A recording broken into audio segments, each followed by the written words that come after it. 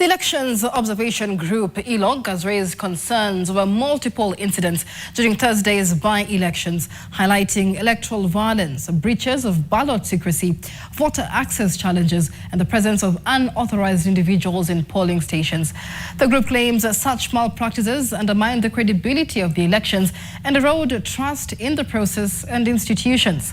A statement released on Friday, ELOG is calling for the IEBC to enforce strict compliance and take decisive action ahead of the 2027 general elections. Rose Wangoi has more details. The voting exercise across several constituencies and wards commenced smoothly on Thursday, despite low voter turnout. In its preliminary statement released on Friday, the Elections Observation Group, ELOG, said that while the elections were generally peaceful and transparent, incidents of clashes, arson, voter intimidation, and confrontations with police were reported across several polling areas. Political analysts have also raised concerns that mirror ELOG's observations that the elections were punctuated by irregularities. First news in the morning, by 9 o'clock, what you hear coming out of polling stations, an MP is being attacked somewhere, a vehicle has been burnt elsewhere. So in those contested elections, there were high incidents of violence. And in my view, those elections did not meet the threshold. When political leaders behave like children, voters will treat them as children. And also when voters behave as children, political leaders will treat them as children. Some areas experienced isolated political interference, unauthorized persons inside polling stations, and security threats that disrupted voting and counting. When I see, for example, the former Attorney General, Justin Muturi, who had not been accredited, finding his way into polling stations and saying that he is a party leader, the culture of impunity also has been demonstrated today, and it's something that we must condemn.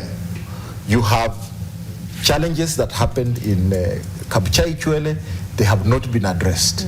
The challenges that happened in Malaba, they have not been addressed.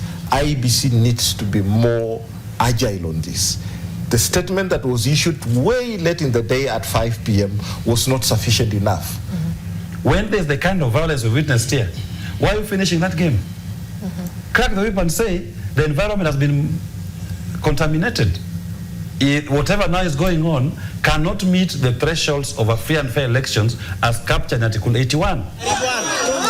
Experts are warning that political violence and corruption threaten the integrity of elections.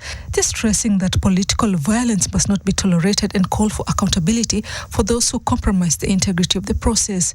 IEBC has been sitting for a main exam today, being the very first attempt to do something for the new commission. And we hope that now the jury is out there and will be evaluating this exercise. Is the Erastus Ethicon team up to task, up to speed? Are they able to inspire the necessary confidence? Have they passed the credibility test that will be able to heighten some level of public confidence? ELOG deployed 100 roving observers across 22 electoral areas, covering both rural and urban regions. The team monitored critical stages of the polls, including opening, voting, closing, and counting, and submitted real-time reports using digital tools. The findings highlight the need for both vigilance and reform to ensure credible, transparent elections in the future. Rose Wangoi, NTV.